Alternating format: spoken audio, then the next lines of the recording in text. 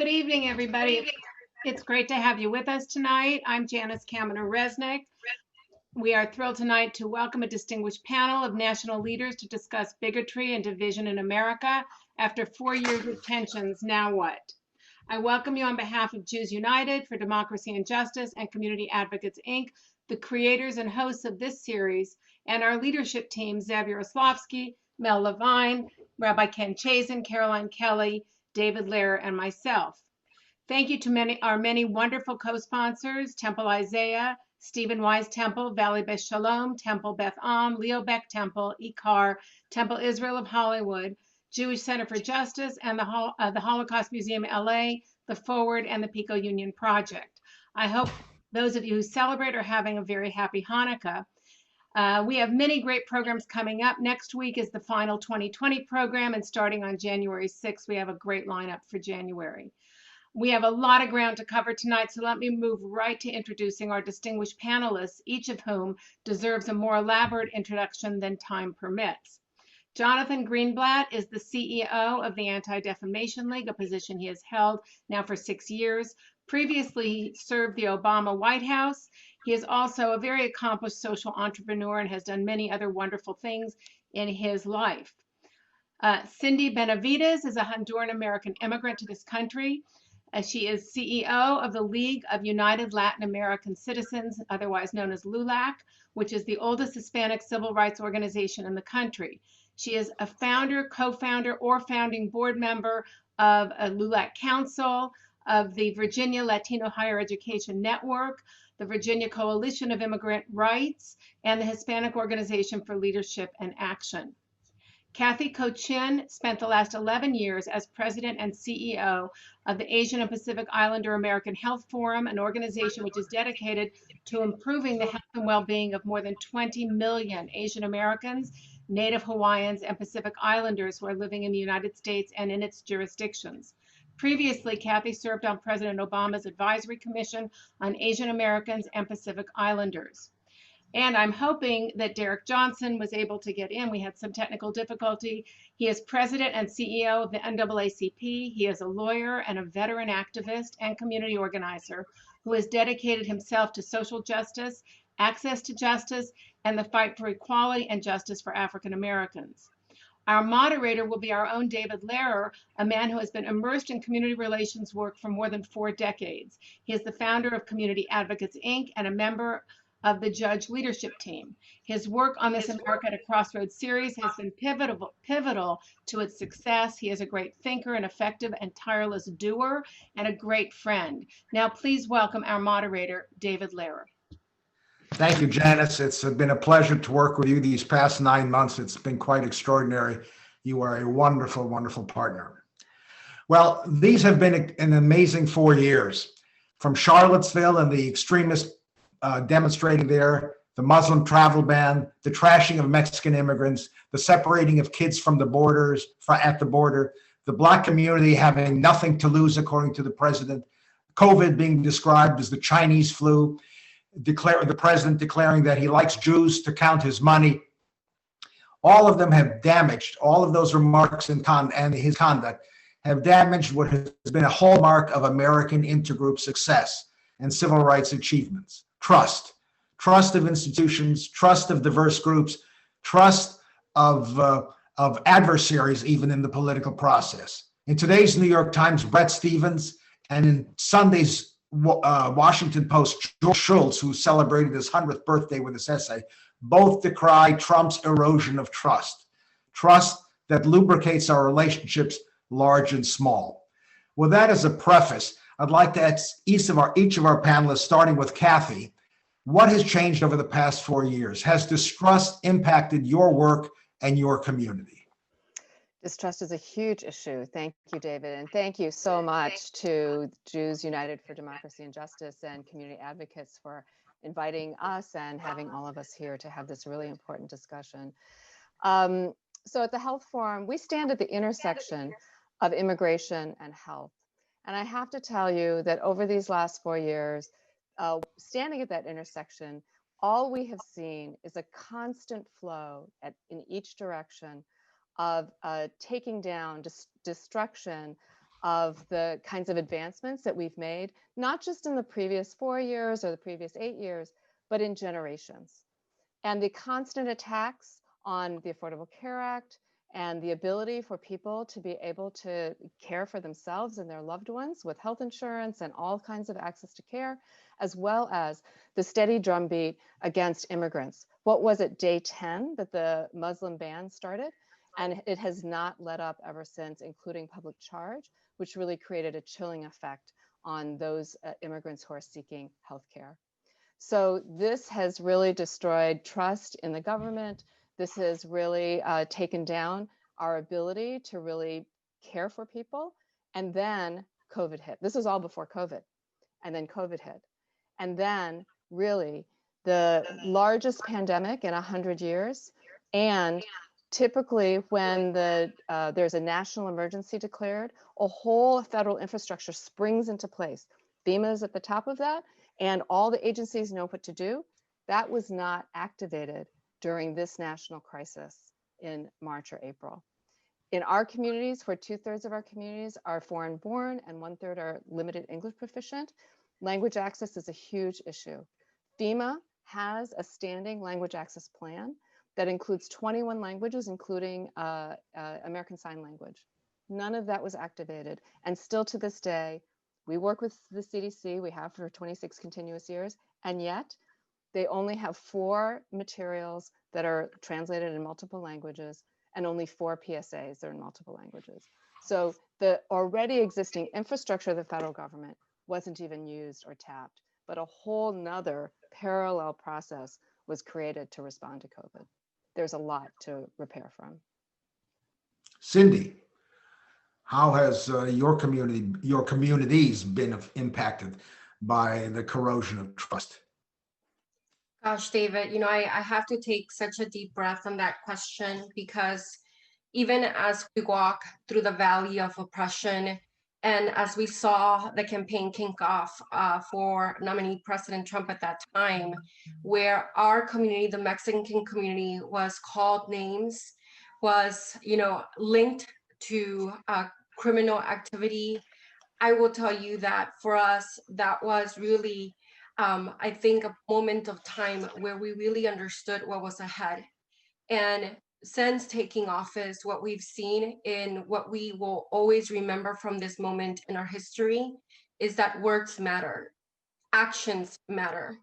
And there is a complete correlation that the number of hate crimes have increased in the last 4 years. The fact that we saw El Paso occur, the fact that for the very first time, I felt that my ethnicity was used as a weapon against me under this administration, the fact that so many Latinos are afraid to speak Spanish in public because they may be attacked, assaulted, harassed simply for speaking another language is something that is a reality in our community, David. And I will tell you that as we go into the holidays, I am reminded of the 600 plus children who have been separated from their parents. Children that, because of the zero tolerance under this administration, a policy that was done very intentionally to separate our families in America in 2020 is a disgrace and will be a mark that will forever tarnish our American history. I will also tell you, David, that as I think of COVID-19 and the failure in response from this federal government, who has been impacted at a disproportionate numbers is our Native American community. It's our African American community. It's our Latino community. When we see that the rates of Latinos and African Americans are 3 times higher than our Caucasian counterparts, when we know that the Native American community is at even a higher rate in terms of the number of death rates that they're experiencing due to this pandemic, it makes us stop and reflect and think of the work that we have ahead. I'm going to stop there, David, because I could go on and on, but I want to make sure that we give space to our other speakers. And thank you so much for this invitation. Sure. Thank you to community advocates and to Youth United for Democracy and Action. It's an important conversation. Thank you. Derrick, You came in a little late, but we're asking, how has your community been impacted over the past 4 years by the erosion of trust between between people and institutions, groups with each other, individuals with the government? It seems to kind of a hallmark of what has been happening over the past 4 years. Derrick, you're muted. I'm mute. First, I want to say thank you for the invitation. It's good to be here with friends, Jonathan, Sindy, and Kathy, and we all work with one another in different iterations. In fact, Jonathan, Sindy, and I started around the same time. And for me, it's been 3 years ago. And over the last 4 years, what I have seen, good and bad, the bad side is the growth of racial hatred, anti-Semitic behavior, xenophobia, and a level of tribalism that we have not seen in my lifetime. But the good thing I've watched is the emerging of new coalitions, commitments and relationships that have been lost. Let me go directly to the Black-Jewish relationship.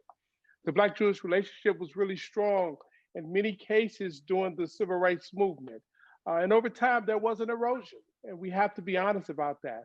But one of the things that I really appreciate, particularly this past year with ADL and NAACP, our ability to zero in on an opportunity where we knew that we had a mutual enemy at hand, and that was white supremacy. And we were able to come together, and Sindy also around Stop Hate for Profit, in a way in which we had to grow and build a level of trust among one another. And so when there were some issues that was in Philadelphia with the Black Jewish community, Jonathan and I could have an open and transparent conversation. When there was an issue with ADL and some information leaked out, Jonathan and I could have an open conversation that prior to this year, I don't know if we would have been able to address it in a way in which we did. So the last 4 years have created good and bad, the yin and yang. The bad is a level of tribalism that have emerged, but the good is a closeness among community groups to understand that in many ways we are linked. We are linked because the forces that are arrayed against some of us are the same forces that are arrayed against many of us. So I'm going to stop there. And again, I am proud to be a part of this panel discussion.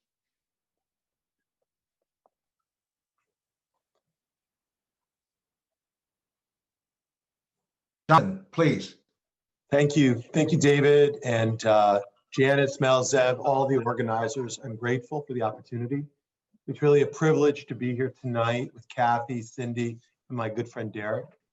And I think, you're raising the right question, David. These last ADL's been fighting hate for over 100 years. We've never seen 4 years like the ones that have just preceded us.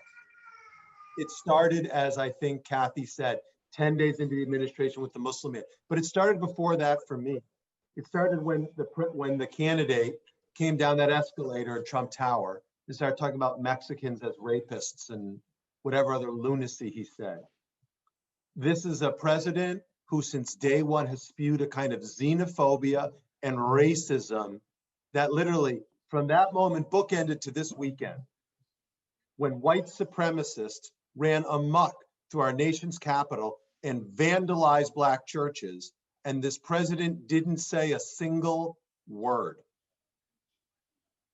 The abdication of moral leadership from the White House has never been quite so clear. And the poison directed at Latinos, at Asian Americans, at Black Americans, at Muslim Americans, who the president has used as a punching bag and a scapegoat. Now, I think Derrick's right to point out I have learned so much from him, and I feel so grateful to be brothers in arms with Derrick, or siblings in arms, if you will, with Derrick and Kathy and Sindy and so many other activists. The Stop Hate for Profit Coalition we launched this summer, David, to take on the threat that is Facebook, couldn't have happened were it not for these alliances. But it is going to be a long road to repair the damage that's been done. So children are no longer separated at the border. So Asian people are no longer harassed in the streets and blamed for this virus. So Black activists can say clearly and know that they are heard when they say, and we all say that Black lives matter. The hate has to end, and it has to end now. Okay, that's for opening comments. And just one note for those of you who are wondering where Salam al-Mariati is. We had a disagreement with Mr. Mariati about subject matters to discuss. He wanted to focus on foreign policy. We told him that this was not the event for focusing on foreign policy, that we'll address that at a different point. So we decided that we'd be better off waiting for a different occasion to have him join us on a panel such as this. What I'd like to ask now is, clearly Trump has made these outrageous comments. My fear is that, you know, if you have young kids, they've seen an example from the White House for 4 years of someone, not just in the policy arena, but his treatment of individuals. If someone crosses him, he dismisses them. He talks about them in the most disparaging ad hominem ways. And I think that sometimes we lose sight of the fact of the president, not just the bully pulpit vis-a-vis policy, but the bully pulpit vis-a-vis setting an example of how we treat each other, which is so toxic. I mean, from when he was a candidate, making fun of someone who was handicapped, to attacking people who were his allies, from Jeff Sessions to Bill Barr, because they dared to criticize him, and the range of people in between who he has disparaged. I think it's really insidious. And I don't recall, I'm not exactly a kid, but in my adult life, any president coming close to setting an example like that. And nevertheless, I got 1 million votes, which is something that is quite extraordinary. Any comments? Any disagreement? Hello? Jonathan. Well, look, it's true that the president earned, 70+ million votes. And I think with that, and it's true that 100+ members of Congress have insisted, and I think they still are, that he actually won the election, despite the overwhelming opinion of, despite him losing the popular vote, despite him losing the electoral vote, despite him losing every single case that was brought in every single court across the United States.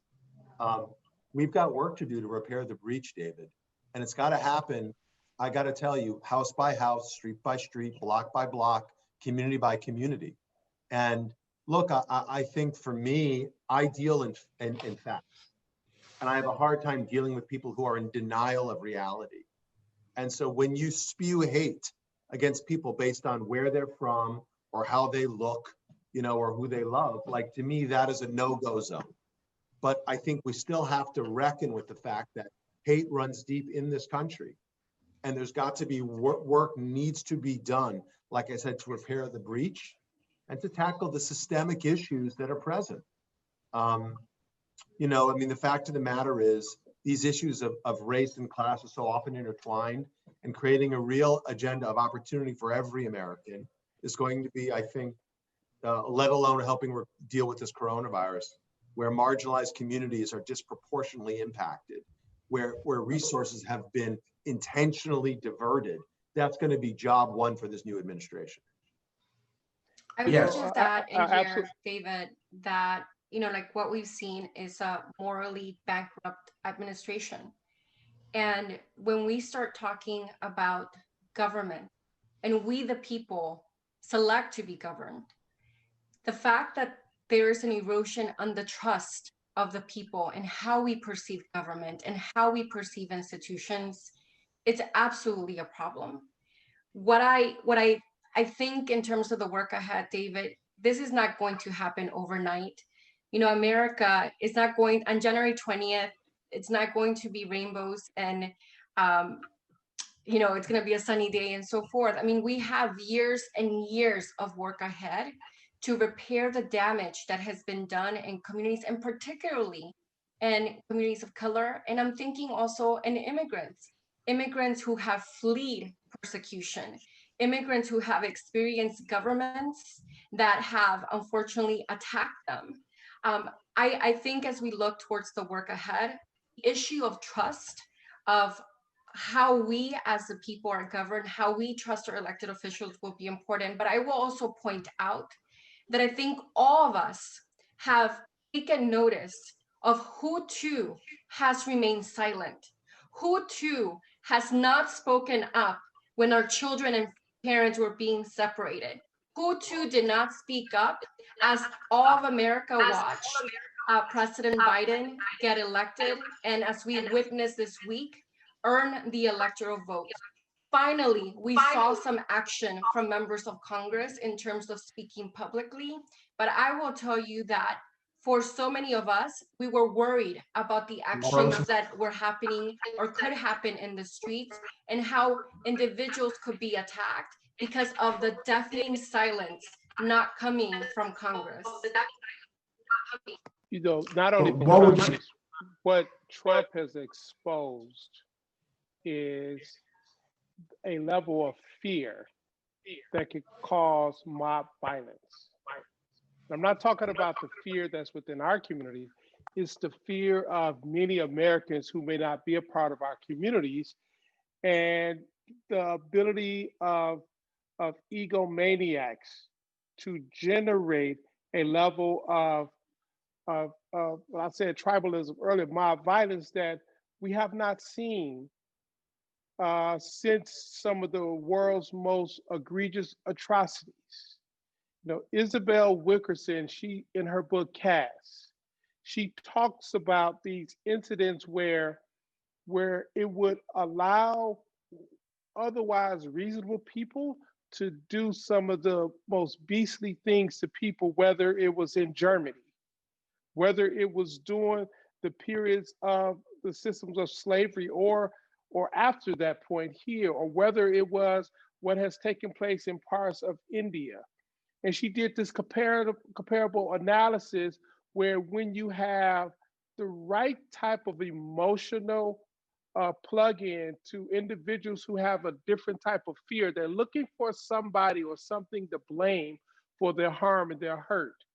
And they buy into these notions of white supremacy or entitlement, which allow them to collect together and sanction this taking of children on a border, or sanction of calling a global pandemic after, say it's a China virus when it is a global pandemic, and politicize the wearing of a mask, or sanction the mass murder of a synagogue or destruction of a Black church, or, you know, the list can go on. And then that is coupled with elected officials who should be leaders, voices of reason, fear for their positions or become puppets of corporate interests who it is okay to see this level of fear mongering so they can get bigger tax breaks. Because at the end of the day, you have a lot of individuals who are hurt in the white community. And we've watched over time the opioid epidemic because there's a loss of hope. And there's, with this hopelessness, they're trying to grab onto something. They believe this fallacy of a confederacy in the South, or believe the fallacy of whatever the group is or the norm is, and they need somebody to blame. And that type of mob violence is concerning because if we don't take immediate steps in this nation, day one, Department of Justice go after domestic terrorists, because that's what they are. Day one, this administration is sending clear messages. Day one, members of the Republican Party stand up for human rights and decency and democracy, and not allow this level of mob violence fear to continue to germinate and infect our nation and target our communities. Those are the things that we must confront over the next year to 4 years. And if we are unable to do that effectively, I am concerned that it will continue to spread, and we must snuff it out. Well, what would you suggest as specific action? What would we seem to have a consensus about how vile the past 4 years have been and how insidious many of Trump's actions and words have been. Now, the question is, 70 million people voted for him. It's not like 70 million voting in 2016 when there was this notion of somebody's going to drain the swamp and shake things up a little bit. Mm-hmm. He has a track record, and despite that he's this most unpresidential of presidents with actions that have just shocked the conscience of a lot of people, he got 70 million votes. How do we begin to undo that damage? I mean, I suspect it will take time just to figure out what he's done inside the bureaucracy that is problematic. That's not going to be easy. Three I think things. One, Right. the information sources have always led to the violence, whether it's radio, whether it's whatever communications, the social media platforms, and that's why Jonathan R. and Sindy, we went out to Facebook. That platform has become a sovereign nation within a nation, allowing for the advertising, the recruitment, the planning, and the carrying out of harm. We must put the guardrails in place. Part two, a Justice Department that goes. What would those guardrails be? How would you construct a regime that would begin to deal with those kinds of issues? The same parameters you put on broadcast, the same parameters you put on cable, the same parameters you put on radio. You know, the freedom of speech also have limitations. You cannot scream fire in a crowded theater because it causes harm. And that's the same reality we must put on these social media platforms, because if they're to operate within our nation, they need to comply with the same rules that we've done on any communication device. Secondly, a head of the Justice Department that's very clear that individuals in this country who are domestic terrorists should be taken down immediately, without exception. We cannot talk about Al Qaeda in the Middle East and not deal with the Proud Boys in America. They don't compute. The fact that they would destroy a Black church, a place of worship, that's a level of terrorism. The fact they would go into a synagogue, that's a level of terrorism. And part three, we must challenge individuals of both parties to stand firm in protecting our democracy. Because all 126 members of the House of Representatives will sign a petition to essentially say that an election where there was no proof of theft or fraud, to say the Supreme Court should invalidate.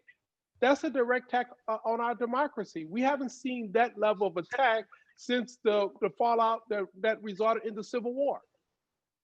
We also have a level of healing across the country that's really, really necessary.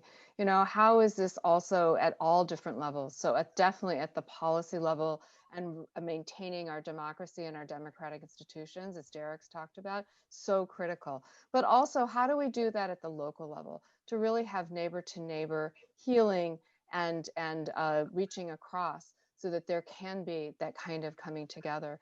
One of the collaboratives that NAACP and the Health Forum are in is the Racial Equity Anchor Collaborative. And so it's NAACP, Urban League, National Congress of American Indians, and the Unidos US, so among other organizations. Together, our 9 organizations have a presence in all 50 states and all the territories, and have presence in 3,500 different communities all across the country, including tribal communities. And it's really going to those communities and providing the kind of resources and support to say, how do we as a country heal from that?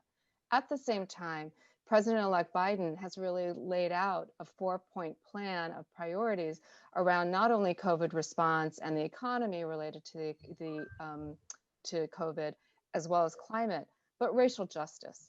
And so this question of how do we really think about racial justice at the federal level, and how do we bring to bear an infrastructure, a whole of government response and infrastructure development for racial justice, but how do we also address that at the local level as well? I think those are the kinds of issues that we have to be dealing with. And it's not just a matter of the presidency. All of us have really need to step up to that. And many of us have the kind of networks and coalition and partnerships that we can do that kind of work as well. To just pivot from that a little bit, about the whole issue of hate crimes and the fostering of hate, do you see any need for legislation? Jonathan, for example, I know hate crimes, the ADL drafted, I have work on the initial hate crime statutes, 40 years ago. Yeah, well, so yeah, ADL was critical in getting laws passed at the state level across the country around creating hate crimes, and then helping to get the federal law passed, which Barack Obama signed into effect in 2009, the Matthew Shepard James Byrd Act. But I think today, it's helpful that you raised that point, David, because again, I think we try to be very fact-based here. and the data doesn't lie. You know, the FBI recently reported, you know, that the hate crimes data for 2019 was up 12% year over year. At the ADL, we've tracked in 2019 more anti-Semitic incidents than we've seen in the past 40 years. The level of anti-Asian, the number of incidents of anti-Asian racism, harassment, vandalism, violence is also off the charts, particularly in 2020. And again, the anti-Black racism has been anti-Black racism and the hatred against Latinos and immigrants and Muslims has been critical, like the core talking points of this administration. And, you know, it actually isn't just, you know, hate crimes without victims. 2019 was the 6th deadliest year on record for extremist-related violence in the last half century. So the desecration of houses of worship, like Derrick talked about, the daily assaults on individuals, let alone the dehumanization. Again, I don't think I ever could have conceived of an image of American law enforcement authorities tearing infants from their parents' arms at the border. I think that will stay with me forever. And the visit that I did down, many of us, I think, have been down to the border. What I saw, children in chicken wire cages, was reprehensible. So what do we need in terms of, we need both laws and norms. Norms, number one, we need our leaders to lead. And we need our presidents, and as Derrick said, people from both political parties to speak out clearly and consistently and say hate has no place in this country, period, end of story. We need leaders to lead. By the way, whether you're the president of the United States or the president of a university or the president of the local school board, the playground, the college campus, you know, again, the Capitol, these are no places for hate. And then in terms of laws, it is vital that our law enforcement agencies, who need reform in a deep and systemic way, also start accurately reporting on hate crimes. You, David, you may remember this from your time at ADL. You know, literally, I think it's like only 15 some odd % of law enforcement agencies report affirmatively on hate crimes every year. The vast majority, 85+%, either don't report or report zero, which I'm sorry isn't true. So we do at ADL spend a lot of time trying to train law enforcement on these issues, but getting these agencies, again, there's a need for systemic and deep reform at law enforcement on so many dimensions. But to your question, we got to start seeing them all report on hate when it happens.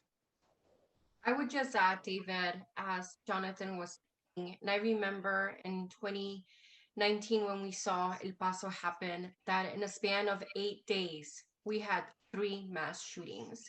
We had Troy, which occurred. We had El Paso, which was fueled by anti-immigrant sentiment, and we had Dayton, Ohio occur.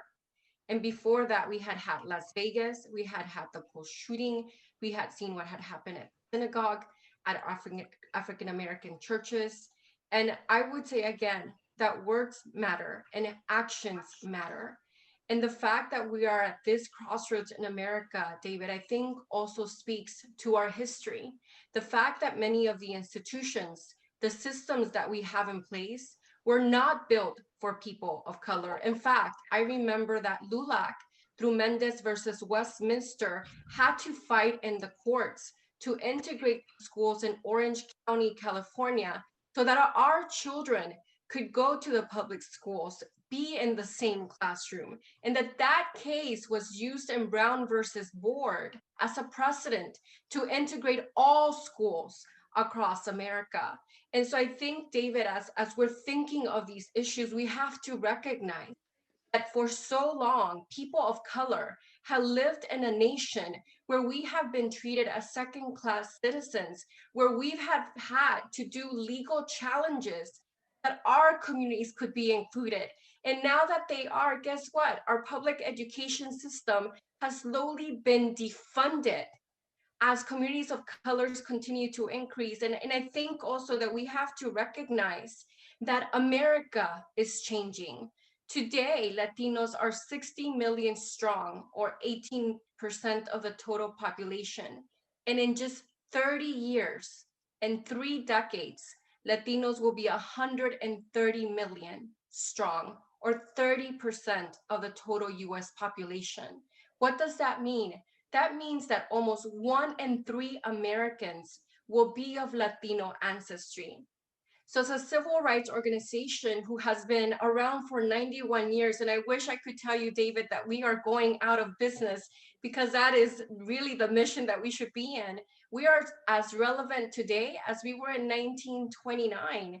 And the fact is that we're seeing even more strategic, intentional efforts to keep our communities oppressed, to keep that knee on our necks, to make sure that we are not achieving the American dream. The fact that we have Black Lives Matter occurring in America in 2020, this is nothing new. This has been going on for decades on end. And I can tell you that for us, it's so important that we uplift all of our issues, because there's an intersection. We see this also in the Native American community, and making sure that we understand who is not in the room. The voices that are never heard, I think, is also important, David. But I will tell you that we have a lot of work to do. And I want to mention too that there are broad efforts of disinformation that are occurring, online hate speech, with the intention to divide our Latino and African American community, to divide our Latino and Jewish community, and all of our communities in different ways. And so as leaders, whether we have titles or not, we want to make sure that as people who to be governed, that we speak up. And yes, the elections happen November 3rd. Today we got some news in terms of the electoral votes, but now the accountability starts. The accountability in making sure that our elected officials at all levels represent us according to our values, according to what we want to see happen in the next 4 years. Well, I have a question. Clearly, there's a segment of the population that are bigots and racist, and we can kind of write them off.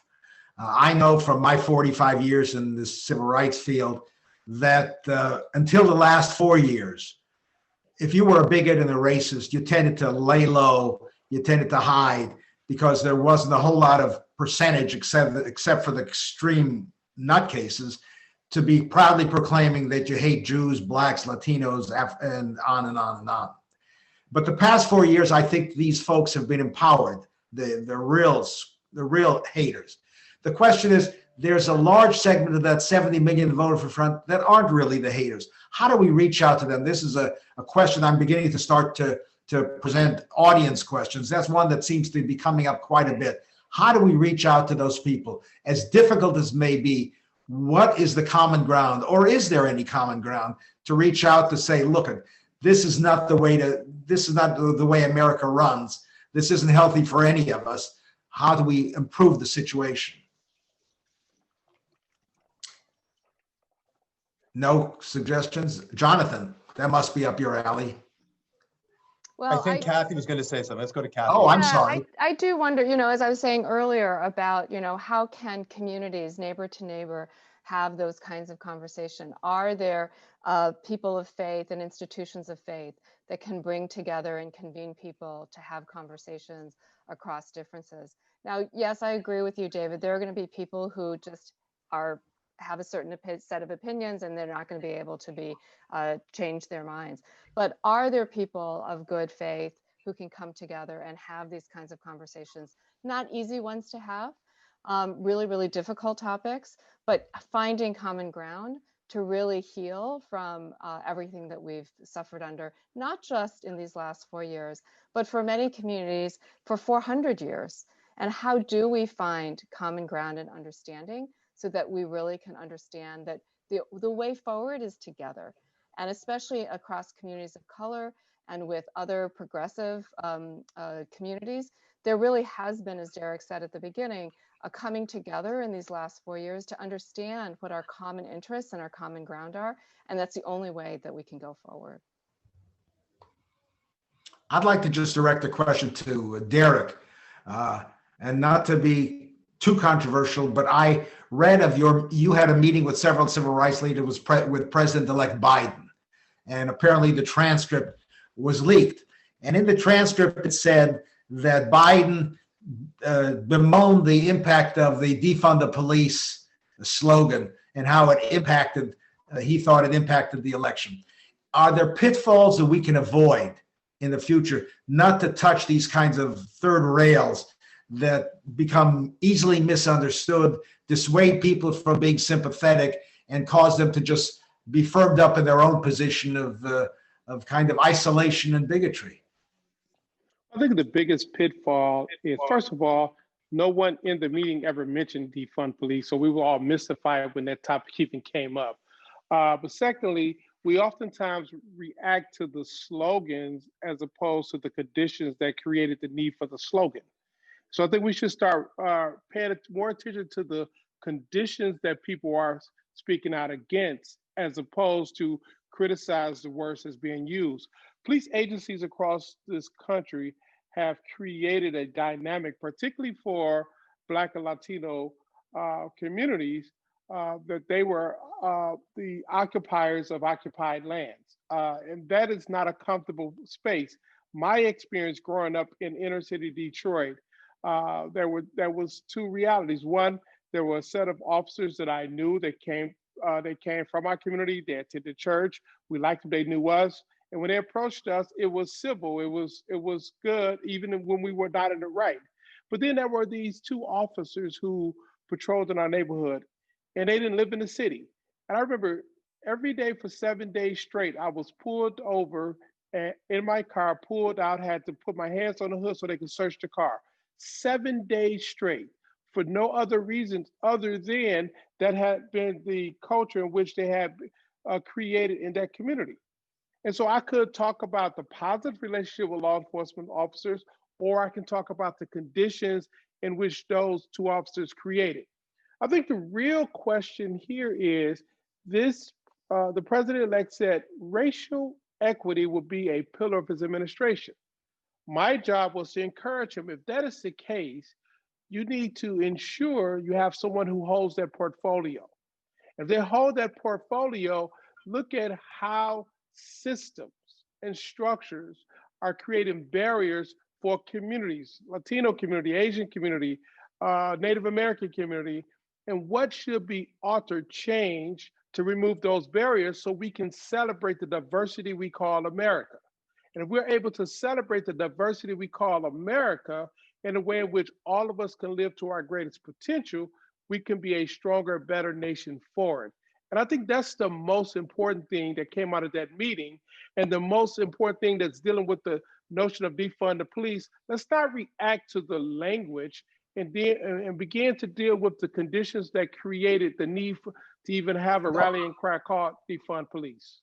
I'm not reacting. I'm saying if the vice president-elect says the president-elect says it was a problem, then it must have caused some problems. So it's the terminology sometimes becomes an obstacle to affecting change if people kind of shut down before they even listen to what the message is.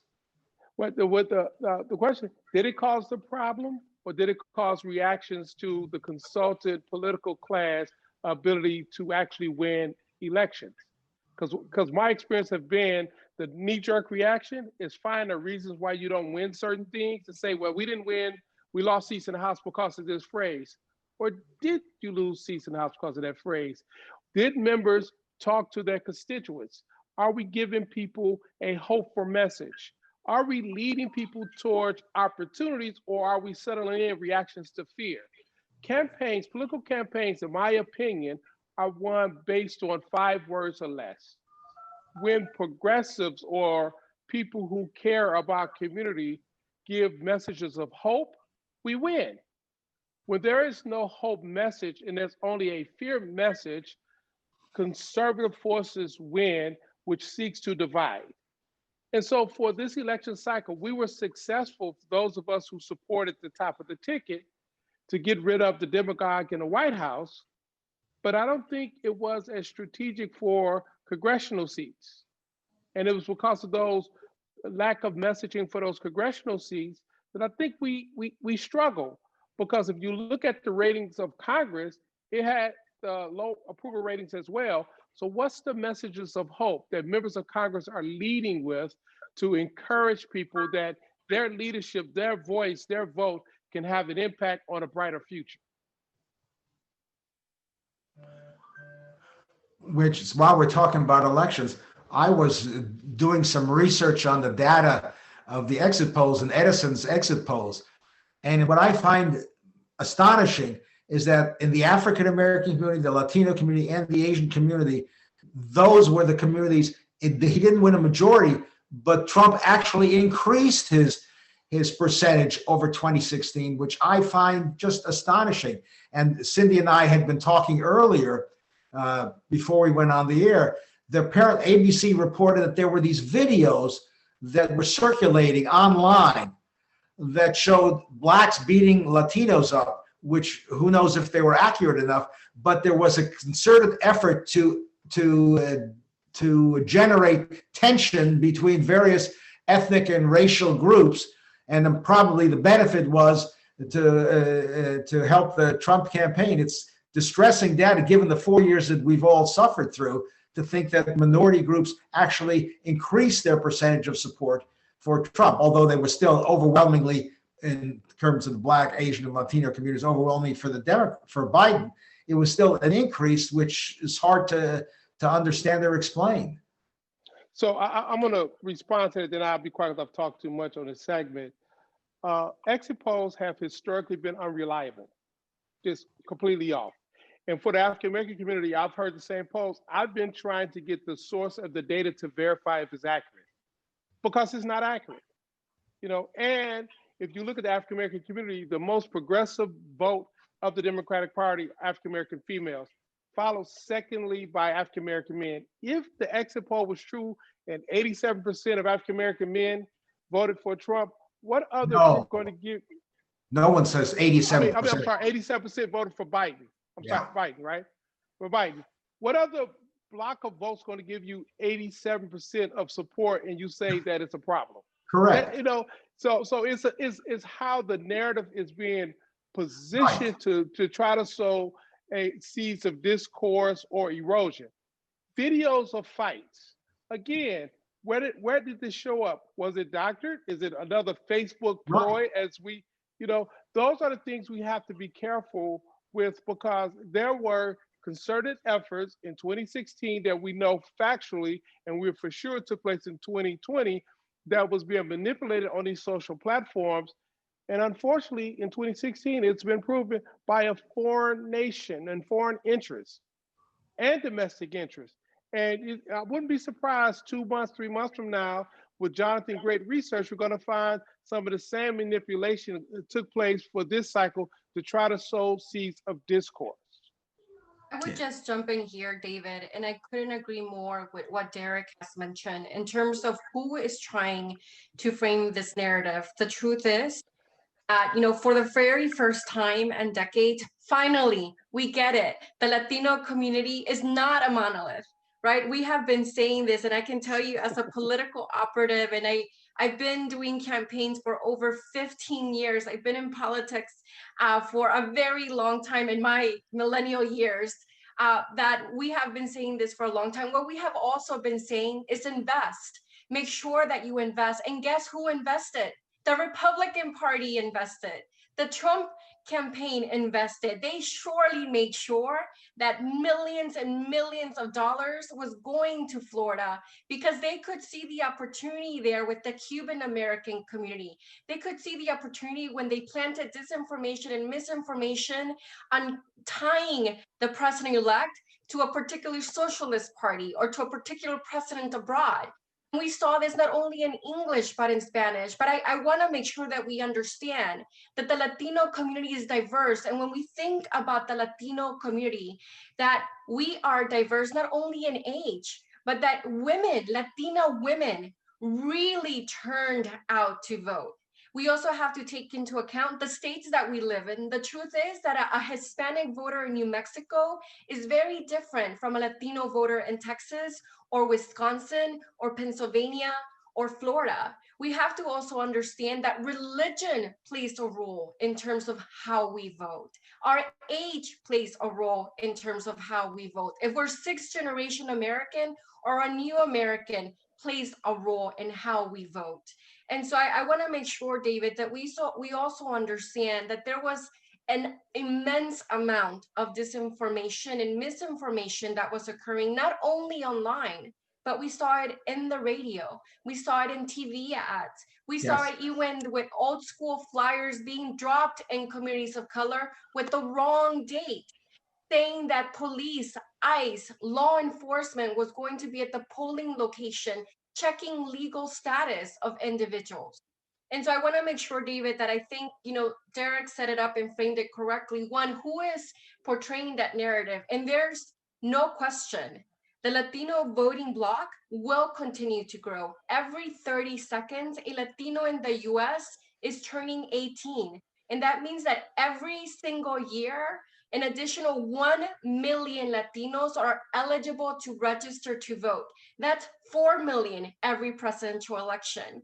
So I know that on our end, in terms of the work that a lot of the nonprofit organizations did, many who, by the way, always do this with a small amount of funds, the work that we did in turning our community is amazing in terms of the numbers and the impact that we've had. And the great thing is that so many in our community were paying attention and they're turning out to vote. And what we saw in Georgia yesterday on their first day of early voting is a record number turnout of people who have Georgia on their mind, who understand the importance of that state and what will happen in January 5th.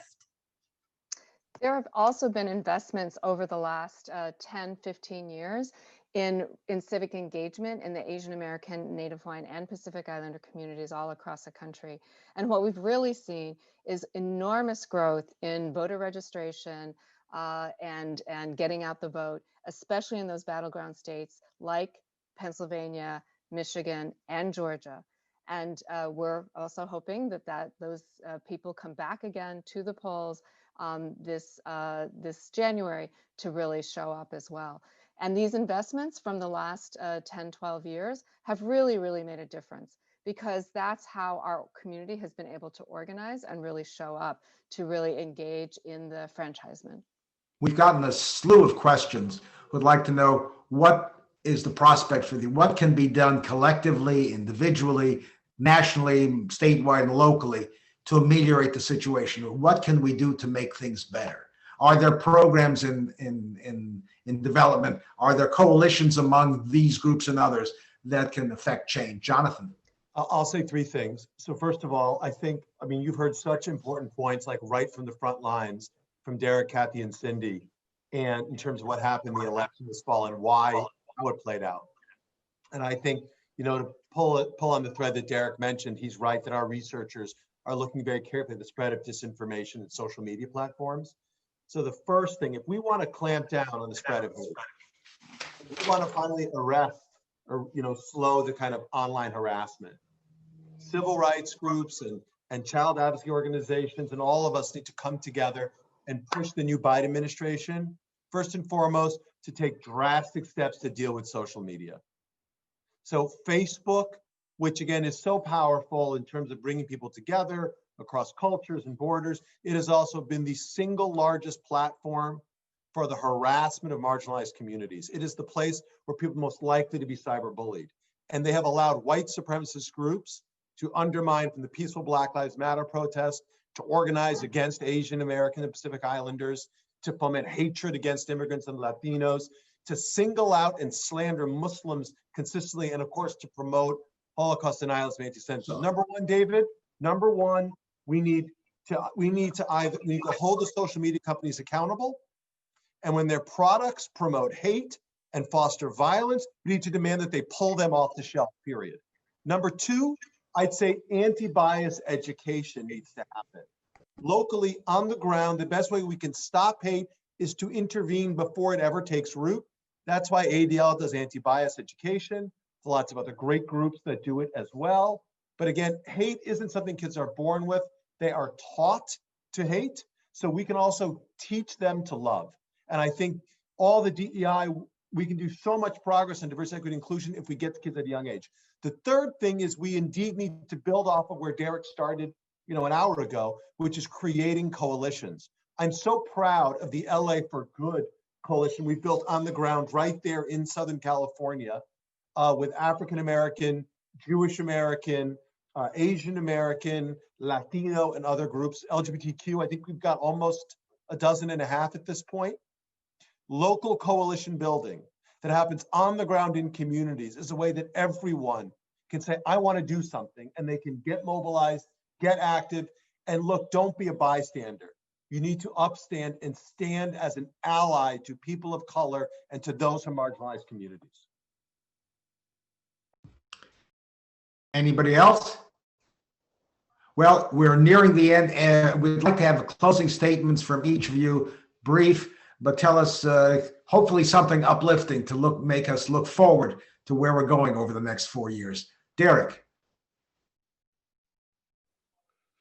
So for the next 4 years, it gives us an opportunity to determine whether or not we're going to prepare for the next 50 years or fall into traps that will take us back 50 years. One of the things in one of my conversations with Jonathan was to make sure that our communities, the Black and the Jewish community, we don't let the fringes of our community distract us. We pull everybody to the center so we can look forward, because there are a set of individuals, a set of interests who would like to see us split so they can do things that can harm both of our communities. The beautiful thing looking forward, when I look at a Sindy, a young, aggressive activist who are stepping into the role as the youngest of the civil rights leader, very articulate, clear, and passionate. That's what I'm looking to see her growth as she lead her community over the next 4 years. The sage advice and the calmness of a Kathy Cochin as we look at all the many factors. But the beautiful thing about the Kathy is to say, hey, the Asian community has a voice here. We may not have the numbers, but we have a voice, and that voice is also important. This is the type of opportunity that we have as a collective of social justice activists to ensure that democracy works for everyone, and that this administration is held accountable like any other administration to ensure that our future is as prosperous as possible. Kathy? Thank you, Derrick. And thank you, David. As a public health professional, as we look forward to the next 4 years, we have to get through the next year. And with 300,000 deaths from COVID and more will continue, it is really a reflective moment today and yesterday where the first sets of vaccine were administered. So the importance, the urgent importance of really addressing our public health systems, getting everyone protected and vaccinated, and really making sure that a coordinated whole of government from the federal to the state level, that we really desperately need a true COVID response, a true pandemic response, in order for us to be able to protect ourselves and our loved ones, our families, and our communities. And then to also address the disproportionate impact that COVID has had, not only on the actual lives of people of color, but also on the economic toll that it's taking. You know, there's been a lot of talk about a U-shaped recovery, a V-shaped recovery, and whatever. I believe in a K-shaped recovery, that there really are two classes, and that there will be a class of wealth that will recover quickly, or maybe they never really got harmed. And then a whole other class that is also connected to communities of color who are disproportionately impacted by COVID. So the questions of how we recover from COVID, not only the public health aspects, but also the economic aspects, will be much longer than just this next year of public health response. But really, how do we rebuild our country with the kind of values and commitments to those who are the underserved, and really make sure that how we build back is better, is in fact better, so that all of us can really move forward from such a destructive time. Thank you. Sindy. Thank you again for the invitation. And I would say, David, let us persist even when our existence is denied. Let us persist even when our voices are shut down, or when our rights and our identity is used as a political maneuver. And my hope is that we will continue to uplift each other, and those who are needing the help, who are vulnerable, who we, I think, as leaders must also speak for the voiceless and empower the voiceless, and continue to be kind and compassionate, even to those who hate us, because they fear our growing power, or because they fear our numbers, because they fear not knowing who we are. And my hope, David, is that, with, just as Derrick mentioned, and thank you so much, Kathy and Jonathan and Derrick, for your continuous support, that we teach the next generation of advocates and organizers and leaders to learn to walk with us together, because we are at an intersection in America. And let us be that America of believers that, through our actions, we will determine the tomorrow. Through our actions today, we determine that tomorrow. And that we too are that America, that out of many, we are one. And I will tell you that as an immigrant, David, as someone who recognizes America as my country, that it's so important that every day we make the choice to walk towards love and to not walk towards fear. I will always be grateful for this opportunity. Thank you so much, David. And thank you also to all those leaders who are joining in for all that you do every single day. And I think really is walking towards freedom is what our goal should be for the next few years. Thank you, Sindy. And Jonathan. Look, it's right off the bat, I'll say how humbling it is to work with such giants. In Sindy and Kathy and Derrick, you have three people of such extraordinary ability. I think it's a privilege to have the ability to be in partnership with them. David, I think, look, at ADL, we describe ourselves as the oldest anti-hate organization in the world. We've been fighting anti-Semitism since 1913. It is our primary concern, not just because we're an organization rooted in the Jewish community and Jewish values, but because anti-Semitism is one of the oldest and most persistent forms of hatred. It's the canary in the coal mine where Jews are targeted, and that never ends with the Jews. It always augurs dehumanizing other marginalized communities. And so we will be relentless and ruthless in trying to turn back the tide on anti-Semitism years ahead. And we will bring that same force and that same drive to fight all forms of hate: anti-Black racism, anti-Asian racism, anti-Latino xenophobia, anti-Muslim bias, homophobia, transphobia. We will not stop. But the only way that we win, the only way that we overcome, if we realize that we will pull through these sort of dark and hateful times by marching arm in arm with one another, by realizing that all our fates are truly intertwined, that there can be no justice for the Jewish community unless there is justice and fair treatment to all.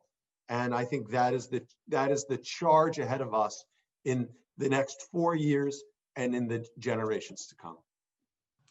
Amen. Well, thank you, Derrick. Thank you, Jonathan. Thank you, Kathy. Thank you, Sindy. I think it's been an illuminating discussion, and I think uplifting finally in the end. So it's been a wonderful addition to our America to Crossroads series. I'd just like to remind our audience that next week, a week from tomorrow, on Wednesday, we will have Brett Stevens of the New York Times. He'll be in dialogue with Henry Weinstein. Thank you for joining us. And following that, we'll have Susan Glasser, Peter Baker. You can see the names on our screen. We are booked through the end of January, and we hope you had a wonderful time this evening and will join us in the weeks ahead. Thank you very much. Thank you so much. This is a wonderful panel. Thank you. Yeah, thank you. Thank you, everyone. Gracias. Thank you.